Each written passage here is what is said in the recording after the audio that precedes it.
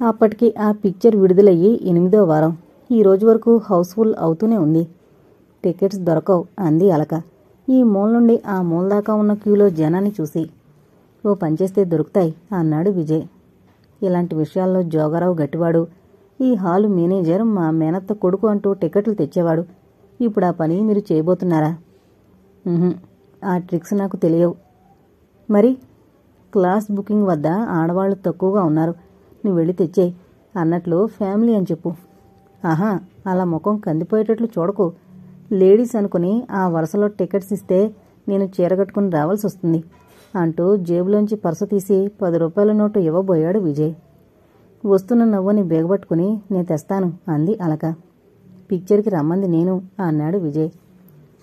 Family ticket కదా, ఎవరు తెస్తేనేం అంటూ అలక వెళ్ళిపోయింది. అలవాటు ప్రకారం భుజాలు ఎగరేసి ఊరుకున్నాడు విజయ్. అలక టికెట్ తేవడం, హాల్లోకి ఇద్దరూ వెళ్లడం, పిక్చర్ మొదలు పెట్టడం ఏమాత్రం ఆలస్యం లేకుండా జరిగిపోయాయి. అప్పటికే ఓ 10 సీట్లు అన్నీ చైర్స్ నిండిపోయాయి. నెంబరు ప్రకారం ఉన్న వాటిలో ముందు సీట్లో ఓ మూలగా వచ్చాయి.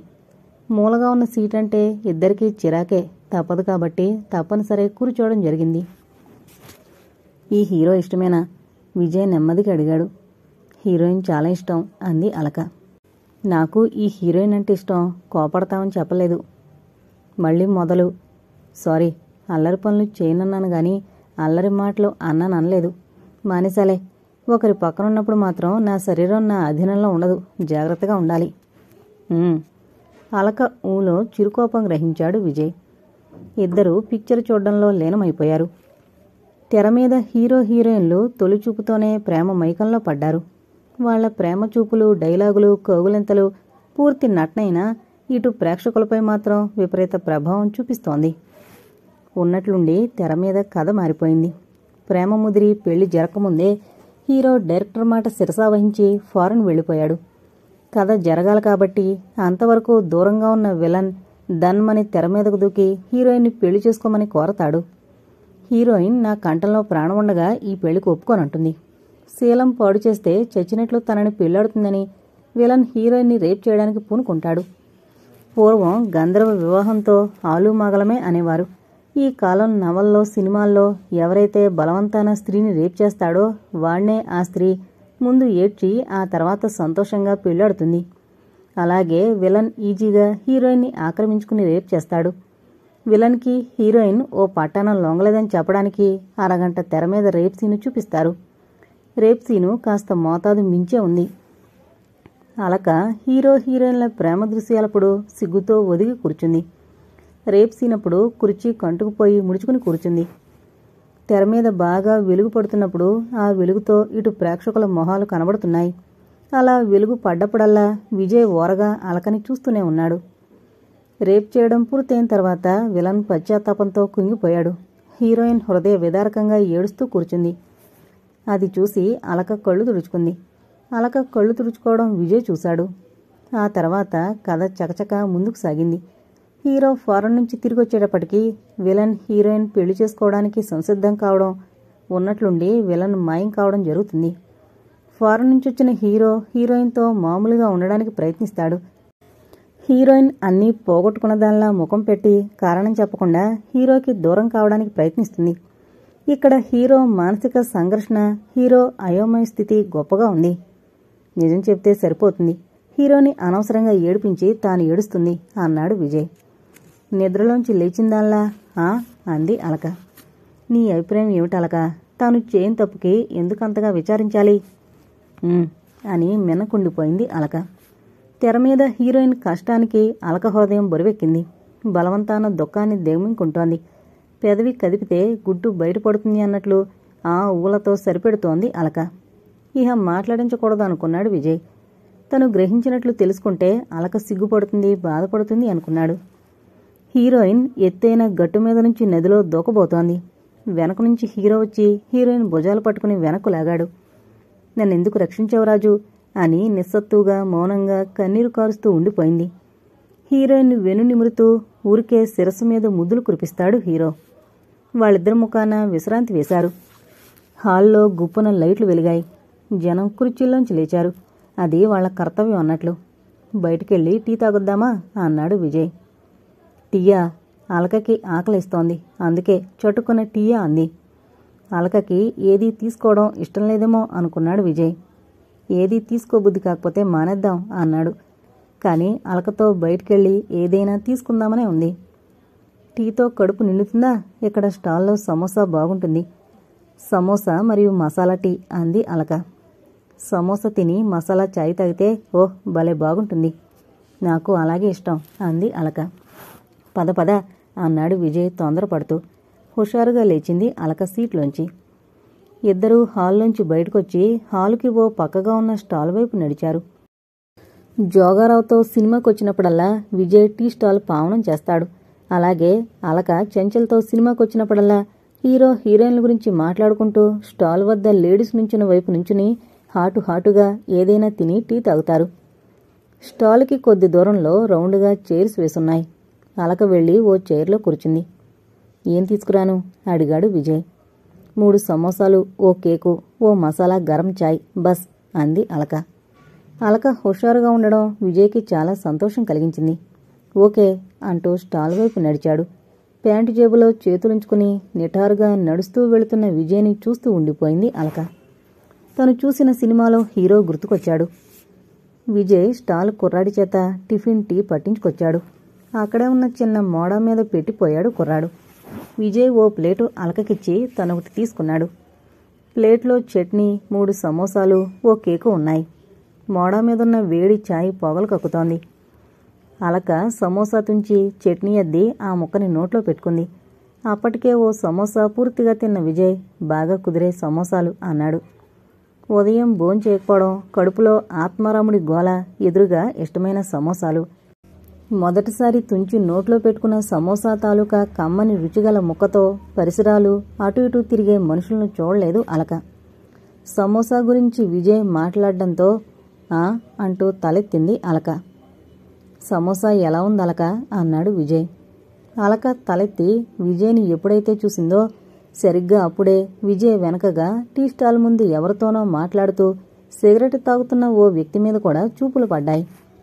అప్పటికప్పుడే అలక కూర్చున్నట్లే నిటారుగా అయిపోయి బెర్రబీసుకుపోయింది. కనుగుడ్లు పెద్దవయ్యాయి. భయంతో కనుగుడ్లు చలిస్తున్నాయి. స్వేద బిందువులు మోమంతా ఆక్రమించుకున్నాయి. నోట్లో ఉన్న సమోసా అలాగే ఉంది. మరో తుంచిన ముక్క చేతిలో ఉంది. అలాగే విజయ్ భుజాల మీద నుంచి వెనకగా ఉన్న ఆ వ్యక్తిని చూస్తూ ఉండిపోయింది. అలక ప్రవర్తన విచిత్రంగా అనిపించింది విజయ్కి. తల తిప్పి వెనక్కు చూశాడు. స్టాల్ ముందు టీ తాగేవారు, టిఫిన్ తినేవారు, సిగరెట్స్ ఊతున్నవారు కనిపించారు. ఏ విశేషమూ లేదు. అలక నెమ్మదిగా పిలిచాడు విజయ్. అలక ఊ కూడా కొట్టలేదు. అలక చేయి పట్టు కుదుపుతూ ఏమైంది అలక అన్నాడు విజయ్. అలక నిద్రలోంచి అకస్మాత్తుగా మేలుకున్న దానిలా ఆ అని వెంటనే పూర్తి తెలివి తెచ్చుకుంది. చేతిలో ఉన్న సమోసా మొక్కను ప్లేట్లో జారవిడిచి వేగంగా కుర్చీలోంచి లేచి హాలు వైపు పరుగులాంటి నడకతో వెళ్ళింది. విజయ్ పిలుస్తున్నా వినిపించుకోలేదు. అలక చర్యకి విజయ్ తెల్లబోయాడు. అలక హాలు గేటు వద్దకెళ్ళి ఓసారి వెనుతిరిగి చూసింది. సరిగ్గా అప్పుడే సిగరెట్ తాగే వ్యక్తి అలకలో అలజడికి కారణమయ్యాడో ఆ వ్యక్తి అలకను చూశాడు. అలకని చూస్తూనే పెద్ద పెద్ద అంగలతో ముందుకొచ్చాడు. అలక ఏమాత్రం ఆలస్యం చేయకుండా హాల్లో దూరి తన సీట్లోకెళ్ళి ఒదిగి కూర్చుంది. విజయ్ చకచక టీ కప్పులు, టిఫిన్ ప్లేట్లు కుర్రాడికి అప్పగించి తినకపోయినా తీసుకున్నందుకు బిల్లు చెల్లించి హాల్లోకొచ్చాడు. ఆ వ్యక్తి హాల్లో కాలు పెట్టంగానే హాలంతా చీకటిగా ఉంది. తెర మీద నగరంలో సినిమాలు చూపిస్తున్నారు. తన సీటు దగ్గరకు వెళ్లకుండా గేట్లో నుంచుని సీట్ల వైపు చీకటిని చీలుస్తూ గుచ్చుగుచ్చు చూస్తున్నాడు అలక కోసం. విజయ్ వచ్చి అలక పక్కనే కూర్చుండిపోయాడు. ఏమైంది అలక, అలా వచ్చేసావేం? ఏం జరిగింది? గబగబా ప్రశ్నల వర్షం కురిపించాడు విజయ్. ఏం లేదు, నన్నేం అడక్కండి అంది అలక. ఆ 2 ముక్కలు అలక నోట్లోంచి హీనస్వరంతో వచ్చాయి. తన చేతిని విజయ్ చేతి మీద వేసి గట్టిగా పట్టుకుంది. అలక చేయి కంపిస్తోందని, దేనికో భయపడుతోందని విజయ్ గ్రహించాడు. మృదువుగా అలక చేయి నిమురుతూ ఉండిపోయాడు. గుమ్మంలోని ఆ వ్యక్తి కదిలి సీట్లలో ఉన్న ఆడ ఆకారాల్ని గుచ్చి చూస్తూ తన సీట్లోకొచ్చి కూర్చున్నాడు. సరిగ్గా తన సీటుకి 2వ వరుసలో ఉన్న వెనక సీట్లో ఆ వ్యక్తి కూర్చోవడం అలక చూసింది. తెర మీద సినిమా మొదలైంది. అలక సినిమా చూడడం లేదు, ఇంటికెళదాం విజయ్ అంది. అదేం తలనొప్పిగా ఉందా? తలనొప్పి కాదని తెలిసి కూడా కావాలని అడిగాడు విజయ్. అలకకి పొర్లి పొర్లి ఏడుపు వస్తోంది. ఏడుపు దిగమింగుకుని లేచి నిలబడింది. విజయ్ చేతిని మాత్రం వదల్లేదు. తెరమీద హీరోని కావలించుకుని పెద్దపీటను ఏడుస్తోంది. హీరో లాలనగా మాట్లాడుతూ ఓదారుస్తున్నాడు. హీరో చేతులు మాత్రం హీరోయిన్ని గట్టిగా పెనవేసుకునున్నాయి. అలకతో పాటు విజయ్ కూడా మౌనంగా బయటకొచ్చాడు. అలక వేగంగా స్కూటర్ వద్దకు పరుగు తీసింది. పరిస్థితి ఊహించుకున్న విజయ్ స్కూటర్ స్టార్ట్ చేశాడు. స్కూటర్ వెనక సీటు మీద ఎక్కిన అలక విజయ్ భుజాలు గట్టిగా పట్టుకుని తల భుజం మీద వాల్చింది. అలక విజయ్ బయటకు రావడం చూసిన ఆ వ్యక్తి తాను హాల్లోంచి బయటకొచ్చాడు. అతని కళ్ల ముందే స్కూటర్ ముందుకు దూసుకుపోయింది. అతను ఏమాత్రం ఆలస్యం చేయకుండా తన స్కూటర్కి వెంబడించాడు విజయ్ స్కూటర్ని. సగం దూరం వచ్చిన తర్వాత విజయ్ కనిపెట్టాడు వెనక స్కూటర్ తనని వెంబడిస్తున్నట్లు. స్కూటర్ స్పీడ్ పెంచి ఓ సందులోకి పోనిచ్చి దారి తప్పించాడు. వెంటాడుతున్న స్కూటర్ దారి తప్పి వేరే దారి పట్టింది. అలక విజయ్ ఇంటికొచ్చారు. గది తలుపులు తీసి లోపలికి అడుగు పెడుతూనే అలక దోసిట్లో ముఖం దాచుకుని నిలవలేని దానిలా కింద కూలబడి బిగపట్టుకుని ఏడవడం మొదలుపెట్టింది. ఎంత అణిచిపెట్టుకుని ఏడుస్తున్నా ఎక్కిళ్లు బిగ్గరగా వినబడుతూనే ఉన్నాయి. తలుపుకి ఆనుకుని చేతులు కట్టుకుని నుంచిన విజయ్ కళ్ళార్పకుండా ఎంతోసేపు అలకని చూస్తూ ఉండిపోయాడు. నిమిషాలు గడిచిపోతున్నాయి. బజార్లో తలంచుకుని చకచక ముందుకు సాగుతున్న విజయ్ని వెనక నుంచి ఎవరో పిలుస్తున్నట్లయి టక్కున ఆగి వెనుతిరిగి చూశాడు. Vanity bag ఊపుకుంటూ 4 అంగల్లో విజయ్ని కలుసుకుంది చంచల. 4 సార్లు పిలిచాను, చాలా పరధ్యానంగా వెళ్ళిపోతున్నారు అంది చంచల. పరధ్యానమా? అదేం లేదు. ఇది బజారు, వింటున్నారుగా వాహనాల రాణగొణ ధ్వనులు, వాటిల్లో మీ పిలుపు కలిసిపోయి ఉంటుంది. నా స్వరం కారు హారంలా ఉందా, ట్రంకు శబ్దంలా ఉందా, సైకిల్ టైర్ పేలిపోయినట్లుందా? విజయ్ నవ్వి ఊరుకున్నాడు. ఇద్దరూ మాట్లాడుకుంటూ 4 గజాలు నడిచారు. ఏమంటోంది అలక? ఏదో మామూలుగా అడిగినట్లు అడిగాడు విజయ్. ఏం చెప్పేది అన్నట్లు నిట్టూర్పు విడిచింది చంచల. ఆ రోజు సినిమాకి కలిసి వెళ్లడం, అలక ఎవరినో చూసి భయపడి మధ్యలో ఇంటికి రావడం, కారణం చెప్పకుండా అలక ఏడుస్తుంటే చూసి విజయ్ అలకని ఓదార్చి అసలు విషయం అడగబోతే అలక విజయ్ని పసిపిల్లలా పెనవేసుకుని మరింత ఏడవడమే జరిగింది కానీ ఫలానా కారణం అని మాత్రం చెప్పలేదు. విజయ్ చెప్పించలేకపోయాడు. ఆ రాత్రి ఇంటికొచ్చేశాడు. ఆ మర్నాడు మళ్లీ వెళ్లాడు. అలక ముభావంగా ఉండడంతో వచ్చేశాడు. ఓ వారం రోజులు అలకకి దూరంగా ఉంటే అలక మళ్లీ మామూలు మనిషి అయ్యి ఎప్పట్లా తనతో ఉంటుందని విజయ్ ఈ వారం బట్టి అలక వద్దకు వెళ్లలేదు. మీరీ మధ్య అలక వద్దకు వెళ్లలేదా అంది చంచల. వారం రోజులైంది. అలక ఆఫీసుకు సెలవు పెట్టింది. జ్వరం. ఎన్నాళ్ల బట్టి? విజయ్ స్వరంలో ఆతృత గమనించింది చంచల. 4 రోజుల క్రితం వెళ్లాను. అప్పటికి జ్వరం లేదు, నీరసంగా ఉన్నట్లు అనిపించింది. ముఖం అలా పీకుపోయిందేమిటి అంటే నీ ముఖం బాగానే ఉన్నాను అంది. మాటల మధ్యలో సెలవు పెట్టినట్లు చెప్పింది. కారణం అడిగితే ఊరికే అంది. నమ్మలేదనుకోండి. మర్నాడు వెళ్లేసరికి జ్వరంతో మునగదీసుకుని మంచమెక్కింది. జలుబు జ్వరం అంది. తర్వాత నాకు వెళ్లడం పడలేదు. ఈ ఉదయం వెళ్లాను. ఈ 4 రోజులు మందు తీసుకోలేదు కానీ హై టెంపరేచర్తో ఎలా ఉండాలో అలా ఉంది. బలవంతాన డాక్టర్ వద్దకు తీసుకెళ్లి మందు ఓ ఇంజెక్షన్ ఇప్పించి తీసుకొచ్చాను. మధ్యాహ్నమంతా అక్కడే ఉన్నాను. రాత్రి పడుకోవడానికి వస్తానని చెప్పొచ్చాను. ఇప్పుడెలా ఉందో ఏంటో. కామా ఫుల్ స్టాపులు లేకుండా మాట్లాడే చంచల వివరంగా చెప్పేసింది. టెంపరేచర్ ఎంతుంది? 104. మీరు అక్కడ ఉండాల్సింది. నేను ఉండడం కూడా దానికి బాధగానే ఉంది. చంచల మాట అర్థం కాలేదు విజయ్కి. అదేంటి అన్నాడు. నా చావు నన్ను చావుని, వెళ్ళిపో అంది. డాక్టర్ దగ్గరకు కూడా బలవంతాన తీసుకువెళ్లాను. దేనికో బాధపడుతోంది, చెప్పదు. మీకేమైనా తెలుసా? ఏంటి? ఊరికే బాధపడుతోందని. భలేవారే అంటూ విజయ్ ముఖం చూసి నవ్వింది చంచల. తన బాధలో పాలు పంచుకునే వ్యక్తులున్నా ఎందుకు బాధపడాలి? బాధ అనేది మనసులో దాచుకుంటే పెరిగిపోతుంది, ఆప్తులతో పంచుకుంటే తరిగిపోతుంది. ఎంత జటిలమైన సమస్య అయినా పరిష్కారం లేని సమస్య మాత్రం ఉండదు ఆవేశంగా అన్నాడు విజయ్. ఆ ఆవేశంలో ఆవేదన కూడా లేకపోలేదు.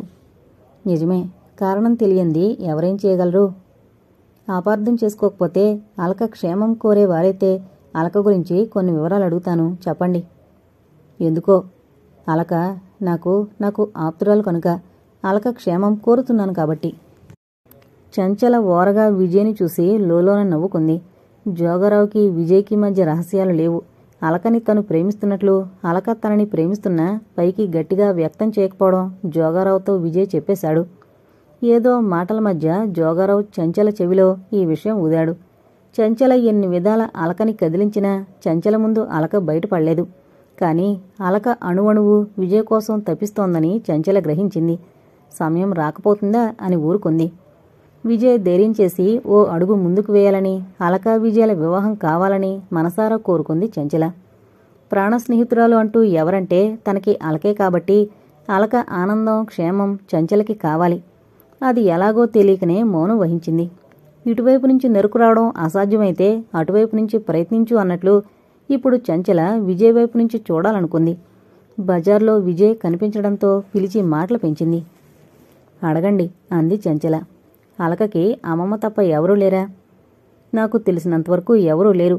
తల్లి తండ్రి చిన్నతనంలోనే మరణించారు. అమ్మమ్మ తప్ప ఎవరూ ఆధారం లేరని చెప్పింది. వాళ్ళ అమ్మమ్మ ఏ ఊళ్ళో ఉంటోంది? ఆవిడ అడ్రస్ మీకు తెలుసా? అంటూ ఊరి పేరు అడ్రస్సు చెప్పింది చంచల. పల్లెటూరు కాబట్టి పెద్దగా అడ్రస్ లేదు. ఇంటి పేరు, మనిషి పేరు, ఊరు అంతే. ఎప్పుడూ ఎవరూ అలకని కలుసుకోవడానికి రాలేదా? తన చిన్నప్పటి జీవితం లేక తన జీవితంలో జరిగిన ఏ సంఘటనలైనా ఎప్పుడైనా చెప్పిందా? పేరుకి క్లోజ్ ఫ్రెండ్ని అంతే. తన జీవితంలోకి మాత్రం నన్ను రానీలేదు. ఏదో దాస్తుందేమో అని అనుమానం. బహుశా నాది అనుమానం కావచ్చు, చెప్పలేను. ఈ వయసులో పెద్దరికం, తెచ్చిపెట్టుకున్న గాంభీర్యం, తన పెళ్లి మాట ఎత్తితే కోపం. ఏం చెప్పాలో ఏమని ఊహించుకోవాలో తెలియడం లేదు. చంచల అలక విషయంలో అంతకు మించి చెప్పలేదని తెలుసుకున్నాడు. మరేమీ అడగలేదు. ఇప్పుడెక్కడికి వెళుతున్నారు? ఓ ఫ్రెండ్ ఇంటికి బయలుదేరాను. అలకకి జ్వరమని చెప్పారు కదా, అలక దగ్గరికి వెళ్ళొస్తాను. రాత్రిదాకా మీరు వెళ్ళని చెబుతున్నారు. అవును, వీలైతే నేనొచ్చిందాకా అలక వద్ద మీరుండండి. తప్పకుండా నే వెళతాను అని విజయ్ నసుగుతూ ఆగిపోయాడు. ఏంటో చెప్పాలని చెప్పలేక మీలో మీరు తర్జన భర్జన పడుతున్నారు. అలక గురించి చనువుగా ఏవేవో అడిగాను, మీరు అపార్థం. అదేం లేదు. థ్యాంక్స్, వెళతాను మరి. అలాగే. విజయ్ 2 అడుగులు వేయగానే మాట అంటూ ఆపింది చంచల. ఏంటి అన్నాడు విజయ్. అదే అంది చంచల ఏ భావం వ్యక్తం కాకుండా ముఖం పెట్టి. ఏంటి అర్థం కాలేదు విజయ్కి. శిలలు కరగవని ఊరుకుంటే కాలం వ్యర్థమవుతుంది. కరిగించడానికి ప్రయత్నిస్తే కఠిన శిలలైనా కరిగిపోతాయి. నాకు తెలుసు, మీ ఫ్రెండు నా వద్ద ఏదీ దాచలేదు. మీరు జోగి ప్రాణమిత్రులు. నేను అలక కూడా అంతే. అలకని మీరే అర్థం చేసుకోండి అంటూ కొంటిగా నవ్వి చంచల ముందుకు సాగిపోయింది. విజయ్ 1/2 నిమిషం నిర్ఘాంతపోయి అంతలోనే తెప్పరిల్లి చంచల వెళుతున్న వైపు చూసి టక్కరపిల్ల అనుకున్నాడు. తను అలక విషయంలో కంగారు చూపించలేదు కదా అని మననం చేసుకుని రవ్వంత సిగ్గుపడ్డాడు. 4 రోజులు దూరంగా ఉంటే నువ్వు చేరువవుతావని భ్రమపడ్డానలక. చూడు ఇప్పుడేమైందో. నీకు జ్వరం వస్తే తెలుసుకోలేని వాడిని అయ్యాను. బాధగా అనుకున్నాడు విజయ్. అరక్షణం ఆగినా ఆలస్యమే అన్నట్లు చకచకా అడుగులు వేస్తూ అలక ఇంటివైపు సాగాడు విజయ్. మెట్లకి వసారాలకొచ్చిన విజయ్ సడన్ బ్రేక్ వేసినట్లు ఆగిపోయాడు. లోపల నుంచి పురుషుడి కంఠం కఠినంగా వినబడుతోంది. తన చెవులే తనని మోసం చేస్తున్నాయా అనుకున్నాడు విజయ్. కరుకుగా వినబడుతున్న మాటలు వాస్తవాన్ని రుజువు చేస్తున్నాయి. గదిలోంచి అలక మాటలు వినపడ్డం లేదు. మగవాడి మాటలు వినబడుతున్నాయి. గది తలుపులు చేరవేసున్నాయి. తలుపులు తోసుకుని లోపలికి వెళ్లడం మర్యాద కాదని, చాటుగా ఉండి వినడం మర్యాద కాదని తెలుసుండి విజయ్ ఆగిపోయాడు. కిటికీ దగ్గరగా నడిచాడు. అలక పరాయిది కాదు, తన ప్రాణం. అలక ఏదో విషమ పరిస్థితుల్లో ఉంది. ఎందుకో భయపడుతోంది. సాలెగూడిలో చిక్కుకున్న ఈగల గెలగల్లాడుతోంది. ఈ చిక్కుముణ్ణి విప్పాలంటే, ఈ సాలెగూడిని ఛేదించాలంటే తెలిసి తప్పు చేయాల్సిందే. అంటే ఇప్పుడు లోపలున్న పురుషుడు ఎవరు? అతను ఏ అధికారంతో కఠినంగా మాట్లాడుతున్నాడు? అలక లోపలుందా? ఉండి మౌనం వహించిందా? అతను ఏమంటున్నాడు? ఇది తెలుసుకోవాలి. కిటికీ దగ్గరగా చేరిన విజయ్ చెవి ఒగ్గాడు. లోపల నుంచి, నే మంచివాణ్ణి కాబట్టే ఎంతవరకు నోరు మూసుకున్నాను. మగవాణ్ణి సహించే అవసరం నాకేమిటి? తప్పించుకు తిరిగితే తప్పుకోగలవా నా నుంచి? నీ మొండితనం నా దగ్గర కాదు. ఒక్కరోజు టైం ఇస్తున్నాను. ఆలోచించుకుంటావో అఘోరిస్తావో నాకు అనవసరం. రేపు ఇదే సమయానికొస్తాను. నువ్వు సిద్ధంగా ఉన్నా లేకపోయినా నిన్ను బలవంతాన జుట్టుపట్టుకుని లాక్కెళ్లడం ఖాయం. నేను ఎలాంటివాణ్ణో తెలుసుగా. పిచ్చి పిచ్చి వేషాలు వేయకు. గుర్తుంచుకో, రేపు సరిగ్గా ఇదే వేళకొస్తాను. నే వెళుతున్నాను. కోపంగా అధికారంగా విసురుగా గదిలోంచి గట్టిగా మాటలు వినిపించడం, ఆ పైన భళ్ళున వాకిలి తలుపులు తెరుచుకుని వేగంగా ఓ వ్యక్తి గదిలోంచి తల వంచుకుని బయటకొచ్చి అలాగే చరచరా ముందుకి సాగిపోయాడు. వరండాలో కిటికీ దగ్గరగా అది ఓ పక్కగా నుంచోవడం వల్ల విజయ్ని ఆ వ్యక్తి గమనించలేదు. విజయ్ గదిలోంచి వచ్చిన వ్యక్తి ముఖం స్పష్టంగా చూడలేదు. ఆ వ్యక్తి తల వంచుకుని ఉండడం, వేగంగా వెళ్ళిపోవడమే కారణం. ఆ వ్యక్తి కనుమరుగైందాకా వెనకవైపు భాగమే చూశాడు. అలక గదిలోంచి మాత్రం ఏ అలికిడీ లేదు. ఓ నిమిషం ఆగి అలక గదిలో ప్రవేశించాడు విజయ్. ఓ నిమిషం ఆగడానికి కారణం కూడా లేకుండా ఈ నిమిషాన అలక ఎదుట పడితే అలకకి బాధ కలగజేస్తాను, తిరిగి వెళ్ళిపోతే మంచిదేమో అని ఆలోచించి చివరికి మంచిగాని చెడుగాని ఇదే సమయం అలకని కలుసుకోవడానికని నిర్ణయించుకుని గుమ్మం లోపల కాలు పెట్టాడు. గుమ్మం దాటి లోపల అడుగుపెట్టిన విజయ్ గుమ్మంలోనే నిశ్చేషుడై అలా నిలబడిపోయాడు. అలక బోర్లా పడుకునుంది. పడుకుని ఉంది అనే కన్నా పడుంది అంటే అర్థం ఉంది. అది మంచం మీద కాదు, కటిక నేల మీద. అలక శరీరం మీద బట్టలు పడుకునున్న తీరు అస్తవ్యస్తంగా ఉంది. ఆ గదిలో సామాను కూడా ఉండవలసిన స్థానంలో ఉండక అక్కడక్కడ చెల్లాచెదురుగా ఎవరో విసిరేసినట్లు పడున్నాయి. అలక అని పిలుస్తూ విజయ్ కంగారుగా అలక దగ్గరకొచ్చాడు. ఆ పిలుపుకి అలక లేవలేదు. కనీసం తలతిప్పైనా చూడలేదు. విజయ్ కుడికాలు మడిచి భూమి కానించి ఎడంకాలు మీద కూర్చుని అలక భుజం మీద చేయి వేసి కుదుపుతూ అలక అలక అంటూ పిలిచాడు. అలక తోకతొక్కిన తాచులా చొప్పున లేచి, నన్నెందుకు వేధిస్తావు? చంపు, పీక పిసికై, పీడ వదులుతుంది. నువ్వు ఏనాడు కనపడ్డావో ఆనాడే నేను సగం చచ్చాను. ఇప్పుడు పూర్తిగా చంపు. చంపవు? సరే, నేను నిన్ను చంపుతాన్రా. నేను నరకం భరించలేను, నేను బాధ భరించలేను అని ముందుకు పడి పోబోయింది. కింద పడకుండా చొప్పున విజయ్ పట్టుకున్నాడు. అలక కళ్ళు మూసుకునే ఉంది. ఆవేశం వల్ల కొద్దిగా రొప్పుతోంది. రెప్పలెత్తి ఎదురుగా ఉన్న వ్యక్తిని చూడాలని ప్రయత్నిస్తోంది. రెప్పలు బొరువెక్కి కళ్ళు మూతలు పడేటట్లయ్యాయి. ఏదో చెయ్యాలనే ప్రయత్నంతో చేతులు కదలాడుతున్నాయి. నరాలు చొచ్చుబడినట్లయి నిస్సత్తువుగా ఉండిపోయాయి. శరీరమంతా చిన్నగా కంపిస్తోంది. తల రేగిపోయి కొంత జుట్టు ముఖం మీద చింద్రవందరగా ఉంది. బుగ్గలు కళ్ళు తడిగా ఉన్నాయి. ఒళ్ళు పెనంలా కాలిపోతోంది. నేను అలక, విజయ్ని. అలక భుజాలు పట్టుకుని బలంగా ఊపుతూ నెమ్మదిగా అన్నాడు విజయ్. విని వినిపించినట్టు అంది అలక.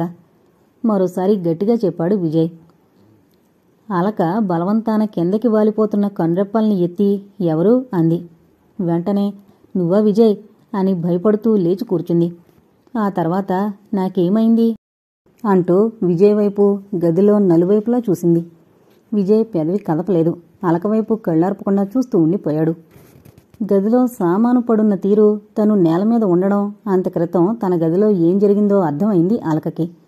మునిపంటితో పెదవి గట్టిగా నొక్కిపట్టి పొంగి పొర్లి వస్తున్న దుఃఖాన్ని ఆపుకోవడానికి వ్యర్థ ప్రయత్నం చేస్తూ ఉండిపోయింది.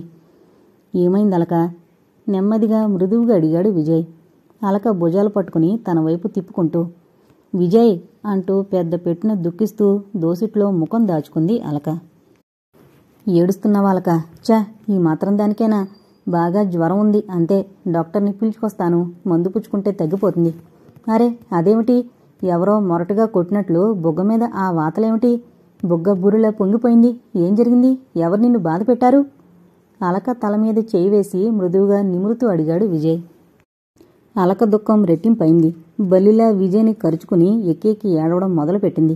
విజయ్కి ఏం చేయాలో తోచలేదు. చాలాసేపు తర్వాత అలక దుఃఖం ఆగింది. విజయ్ మీద నిస్సత్తువుగా అలా వాలిపోయి ఉంది.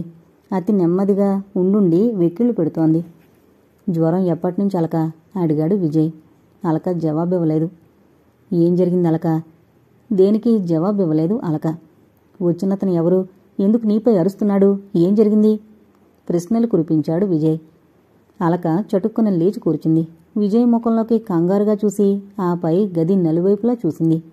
జ్వర తీవ్రతతో కనురెప్పలు వాలిపోతున్నా చిందరవందరగా గదిలో వెదజల్లిన సామాను కనిపించింది. అంత క్రితం జరిగిందంతా గుర్తుకొచ్చింది. తెల్లగా ఉన్న అలక ముఖం మరింత తెల్లగా పాలిపోయింది. తప్పు చేసిందాల్లా తల పూర్తిగా వంచుకుని నువ్వతన్ని చూసావా విజయ్ అని విని వినపడినట్లు గొణిగింది. అతను ఎవరు? అలక మాట్లాడలేదు. తన ప్రశ్నలకి అలక జవాబివ్వలేదని తెలిసి చిన్నగా నిట్టూర్చి అతను వెళుతుండగా వెనకవైపు నుంచి చూశాను అన్నాడు. ఏమన్నా మాటలు విన్నావా? ఎవరివి? నావి. పోనీ అతనివి? విన్నాను. ఏమంటుంటే విన్నావు? అలక ముఖంలో భయం స్పష్టంగా చూశాడు విజయ్. నీ వచ్చేటప్పటికి గదిలోంచి అతని గొంతు గట్టిగా వినబడుతోంది. నేను ఎలాంటి వాణ్ణో నీకు బాగా తెలుసు. రేపు ఇదే వేళకొస్తాను. రానంటే జుట్టు పట్టుకుని లాక్కెళ్తాను అని చెప్పి గబగబా వెళ్ళిపోయాడు. అసలు అతను ఎవరలక? అతనికి నీపై అంత అధికారం ఏమిటి? రేపు మళ్ళీ ఇదే వేళటికి వస్తానన్నాడా? రావడమే కాదు, వచ్చి లాక్కెళ్తానన్నాడు. నువ్వు వినలేదా? కింద పడగానే స్పృహ తప్పినట్లయింది. వినలేదు. కిందెందుకు పడ్డావు? స్పృహ ఎందుకు పోయింది? మరీ పైత్యం. తల తిరిగి పడ్డానంతే. ఈ గదిలో సామాన్లు కూడా పడిపోయాయి. వాటికి తల తిరిగిందా? విజయ్ నీకెలా చెప్పేది? ఏం చెప్పను? ఒకటి కోరతాను, తెచ్చిపెడతావా? పిడికిలి బిగించి నుదుటి మీద బలంగా మోదుకుంటూ అంది అలక. నువ్వు కోరేది నాకు తెలుసు అలక. చిటికెడు విషం, అవునా? విజయ్, ఇంక నిన్నేమీ కోరను. నా చావు నేను చేస్తాను. దయచేసి ఇక్కడి నుంచి వెళ్ళిపో అని అలక లేచి నిలబడింది. గిర్రున కళ్ళు తిరిగాయి. నుంచున్న పళంగా తిరిగి పడబోయింది. చటుక్కున పట్టుకున్నాడు విజయ్. ఆ తర్వాత మంచం మీదకు తీసుకెళ్లి పడుకోబెట్టాడు. పక్కనే కూర్చున్నాడు. అలక కళ్ళు మూసుకునే మాట పైకి వినిపించక పెదవి కదుపుతూ గొణుగుతోంది. చలికుదుపులా ఒళ్లంతా కంపిస్తోంది. అలానే ఉండి 4-5 సార్లు విజయ్ పిలిచినా పలకలేదు. విజయ్ ఇంకా ఆలోచించదలుచుకోలేదు. పొరుగున వెళ్లి ఆ వీధి చివరన్న డాక్టర్ని తీసుకొచ్చాడు. డాక్టర్ ఎక్కువసేపు పరీక్ష చేయకుండానే జ్వరమేదో తేల్చేశాడు. జ్వరం చాలా తీవ్రంగా ఉంది. జ్వరంలోనైనా ఆహారం తీసుకోవాలి. ఏమీ తీసుకోనట్లు కనబడుతోంది. ఈ జ్వరం న్యూమోనియాలోకి దించినా దించొచ్చు. న్యూమోనియా అయితే ప్రతి నిమిషం రోగిని కనిపెట్టుకునుండి టైంకి మందు వాడాలి. లేకపోతే ప్రాణాపాయం కలిగిస్తుంది. ఇప్పటికే ఈమె తీరు చూస్తుంటే చాలా నెగ్లెక్ట్ చేసినట్లు కనిపిస్తోంది అంటూ జాగ్రత్తలు చెప్పి మందులు రాసిచ్చి ఓ ఇంజెక్షన్ పొడిచాడు డాక్టర్ గారు. విజయ్ డాక్టర్ గారు ఇంటికొచ్చినందుకు, ఇంజెక్షన్ ఇచ్చినందుకు ఫీజిచ్చి పంపాడు. ఆ తర్వాత ఆటో పిలిచి ఆ ఇంటికి తాళం వేసి ఇంటి వాళ్లకు చెప్పడం కూడా మరిచిపోయి అలకతో ఆటో ఎక్కాడు. ఆటోలో ఎక్కినట్లే అలకకి తెలీదు. అలకని విజయ్ ఆటోలో ఎక్కించేటప్పుడు గదిలోంచి ఎత్తుకుని చేతులపై తీసుకొచ్చాడు. ఆటో ముందుకి పరుగులు తీసింది. ఇవాళ ఎన్నో తారీఖు? అలక బత్తాయి రసం తాగుతూ అడిగింది. 14. బత్తాయి తొక్కలు బయట పారేసొస్తున్న పర్వతమ్మంది. ఈరోజు తారీఖు 14 అంటే నమ్మశక్యం కాలేదు అలకకి. పక్కనే కుర్చీలో కూర్చుని పేపర్ తిరిగేస్తున్న విజయ్ని నెమ్మదిగా అడిగింది. నిజమా అని. అమ్మ అబద్ధం ఆడదు అన్నాడు విజయ్. అప్పటికే పార్వతమ్మ చేతులు కడుక్కోవడానికి లోపలికి వెళ్లడం వల్ల అలక చిరుకోపం తెచ్చుకుని, నీకు కోపం ఎక్కువైంది. ఊరికే నా మీద విసుకుంటున్నావు. అమ్మ అబద్ధమాడిందని అడిగానా అంది. మొహంలో ఏ భావాలు వ్యక్తం కాకుండా జాగ్రత్త పడుతూ, అయితే మరెందుకడిగావు అన్నాడు విజయ్. 2వ తారీఖు బాగానే ఉన్నాను. ఆ తర్వాత జ్వరం బాగా ఎక్కువైంది. మహా అయితే 3-4 రోజులు జ్వరంతో ఒళ్ళు తెలుసుండదు. 2 రోజులు బట్టి జ్వరం పూర్తిగా జారింది. అంతా కలిపి నిండా వారం అయిందేమో. ఏకంగా 14వ తారీఖని చెప్పేసరికి చేయలేదు. నిజంగా తారీఖు ఈరోజు 14. ఇప్పుడేమైంది? 14. బాబోయ్, ఇన్ని రోజులు ఏం జరిగింది విజయ్? పూర్తిగా చెప్పు. నీకు జ్వరంగా ఉందని బజార్లో చంచల కనపడి ఆ రోజు అంటే 2వ తారీఖు నాడు నాకు చెప్పింది. నేను నీ దగ్గరకొచ్చాను. అప్పుడు ఒక అతను నీ మీద అరిచి వెళ్లడం చూశాను. నీ గదిలోకొచ్చాను. నువ్వు కింద పడున్నావు. జ్వరం తీవ్రంగా ఉంది. డాక్టర్ని తీసుకొచ్చాను. డాక్టరు నీ జ్వరం న్యూమోనియా కావచ్చని అన్నాడు. వెంటనే ఆటోలో పెద్ద డాక్టర్ వద్దకు తీసుకెళ్లాను. నిన్ను హాస్పిటల్లో చేర్చుకుని పారాటైఫాయిడ్ అని తేల్చారు. హై టెంపరేచర్ వల్ల నీకేం తెలియలేదు. పలవరింతలు మాత్రం రాత్రింబవళ్ళు జ్వరం కన్నా ఎక్కువ ఉండేవి. ఏం కలవరించాను? విజయ్ మాటలు కడ్డొచ్చి ఆందోళనగా అడిగింది అలక. తర్వాత చెప్తాను, ముందుది కాని. హాస్పిటల్లో 4 రోజులు ఉంచిన తర్వాత కాస్త నెమ్మదించింది జ్వరం. మరో 3 రోజులు అక్కడే ఉంచి ఆ తర్వాత డాక్టర్ల అనుమతి పొంది నిన్ను ఇంటికి తీసుకొచ్చాం. జ్వరం తగ్గి తెలివొచ్చిన తర్వాత ఏదో 1-2 మాటలు మాట్లాడడం తప్ప ఎక్కువ మాట్లాడలేదు. నీరసంగా ఉన్నావు, రెస్ట్గా ఉండు, ఎక్కువ మాట్లాడుకు అంటుంటే ఏం మాట్లాడను? కినుక వహిస్తూ అంది అలక. కోపం తెచ్చుకోకు. అనారోగ్యంగా ఉన్నప్పుడు కోపం, ఉద్రేకం పనికిరావు. ఎందుకో తెలుసా? దానివల్ల నరాల వీక్నెస్ ఏర్పడుతుంది. నీ క్షమం కోరి చెప్తున్నానమ్మాయి అంటూ అలక బుగ్గపై చిటికి వేశాడు విజయ్. జ్వరం వల్ల తెల్లగా పాలిపోయిన అలక చెక్కిళ్ళు విజయ్ చిటికి వేసినప్పుడు గులాబీ వర్ణం దాల్చాయి. ఇదిగో ఇదే నాకు పనికిరాదు. ఇలా అయితే నేను వెళ్ళిపోతాను అంది అలక. లేస్తే కళ్ళు తిరిగి పడిపోతున్నావు, చెయ్యి ఆశ్రయిస్తే తప్ప లేవలేకుండా ఉన్నావు, వెళ్ళిపోతావా? ఎలాగబ్బా? ఆడది అసహాయ స్థితిలో ఉంటే మగాడికి ఎంత సంతోషమో. నీ లేచి తిరగలేనని కదూ అంత ధీమాగా వేళకోళంగా మాట్లాడుతున్నారు. ఎవరనని ఏం ప్రయోజనం నా జీవి. అలక ఆ పై మాటలు మింగేసి కళ్ళు మూసుకుంది. అలక, కోపమొచ్చిందా? బొగ్గ మీద చిటికి వేశాననేగా కోపం. ఆ మాత్రం చనువు తీసుకోకూడదా? ఇప్పుడంటే చిటికేస్తే నీకు తెలిసింది, మరి నువ్వు లేవలేని స్థితిలో నిన్ను తాకాల్సి వచ్చింది. నా మనిషివని, నాదానివని. ఆపై మాట్లాడకుండా మిన్నకుండిపోయాడు విజయ్. విజయ్ టక్కున మాట్లాపేయడంతో అలక కళ్ళు తెరిచింది. అప్పుడే గదిలోకొచ్చిన పార్వతమ్మను చూసి కారణం గ్రహించుకోగలిగింది. ఈ పూట టెంపరేచర్ చూసావా విజయ్? అంది పార్వతమ్మ వచ్చి అలక పక్కనే కూర్చుంటూ. సబ్నార్మల్, ముక్తసరిగా జవాబిచ్చాడు విజయ్. నా వల్ల మీకు చాలా ఇబ్బంది కలిగుంటుంది. నా వాళ్ళంటూ దగ్గర లేకపోవడం. ఆపై అలక గొంతు పెగల్లేదు, మోగపోయినట్టు మిన్నకుండిపోయింది. అలక కళ్ళు వర్షించడానికి సిద్ధంగా ఉండడం గమనించింది పార్వతమ్మ. సానుభూతి చూపించే కన్నా సానునయంగా మాట్లాడడం మంచిదని తలచింది. విజయ్ పేపర్ అందుకుని పేపరు చదువుతున్నట్లు నటిస్తూ పేపరు ముఖానికి అడ్డం పెట్టుకున్నాడు. నేను నీకు పరాయిదానిగా అనిపిస్తున్నాను అలక. అలక చేతి మీద తన చేయి వేసి లాలనగా నిమురుతూ అడిగింది పార్వతమ్మ. ఆహా, అదేం లేదు. మీరు నన్ను మీదానిగానే చూసుకుంటున్నారు. కంగారు పడింది అలక. మరి నువ్వే మమ్మల్ని పరాయిగా తలుస్తున్నావా? ఆహా ఆహా, అలాని కాదు. మరి పార్వతమ్మ చిన్నగా నవ్వి, బాగుంది, ఏదీ కాదంటావు. ఎలా నీతో? పోనీ మీ అమ్మమ్మగారిని పిలిపించినా? అంది. వద్దొద్దు. ఆవిడ రావడం వల్ల మాకేం ఇబ్బంది లేదు. విజయ్ని పంపుతాను, తీసుకొస్తాడు. పోనీ 4 రోజులాగి నువ్వు విజయ్తో కలిసి మీ ఊరెళ్ళిరా. ఇంత జబ్బుపడి ఆవిడికి తెలియకుండా దాయడం బాగుంటుందా? మింగలేక కక్కలేని పరిస్థితి అంటే ఏంటో అనుభవానికొచ్చింది అలకకి. ఓ నిర్ణయానికొచ్చి దిండు సరిచేసుకుని ఏటవాలుగా దిండు కానుకుని కూర్చుంది. పార్వతమ్మ తనని బాగా అనుమానిస్తోంది.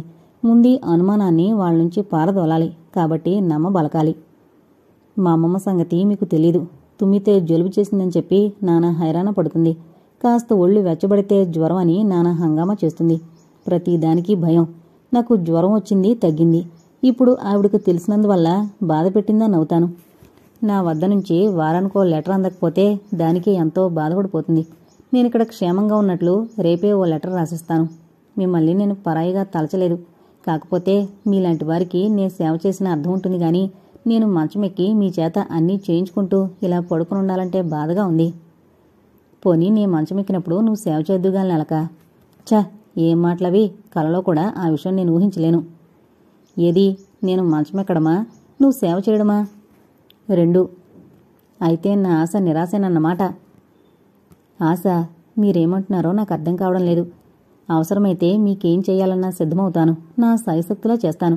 అంతేగాని మీరు మంచమెక్కాలని కోరడం, అలాంటి మాటలు అనకండి. నేను భరించలేను. ఇంకా అనంలే అలక. మీ అమ్మమ్మగారిని ఓసారి చూడాలనుంది. అమ్మమ్మగారినైనా చూపించు అంది పార్వతమ్మ. అలాగే 4 రోజులాగి అమ్మమ్మని ఇక్కడికి రమ్మని లెటర్ రాస్తాను. వస్తుంది, చూదురుగాని. అమ్మమ్మ లెటర్ రాసే ఉంటుంది. నా రూంలో పడేసి ఉంటాడు పోస్ట్ మ్యాన్. అలక పార్వతమ్మతో అని విజయ్ వైపు తిరిగి, మీరు అటు వెళ్ళినప్పుడు నా రూంలో లెటర్స్ పడుంటే తీసుకురండి విజయ్. నాకు 2 చీరలు కూడా కావాలి. మీరు ఎప్పుడు వెళతారో చెబితే ఇంకేం కావాలో గుర్తు తెచ్చుకుని చెబుతాను అంది. పేపరు చాటు నుంచి ముఖం తొలగించకుండానే అలాగే, సాయంత్రం వెళతాను అన్నాడు విజయ్. ఆ తర్వాత సంభాషణ మరోవైపుకి మరలింది. పెద్ద గండం గడిచిందల్లా అమ్మయ్య అనుకుంది అలక.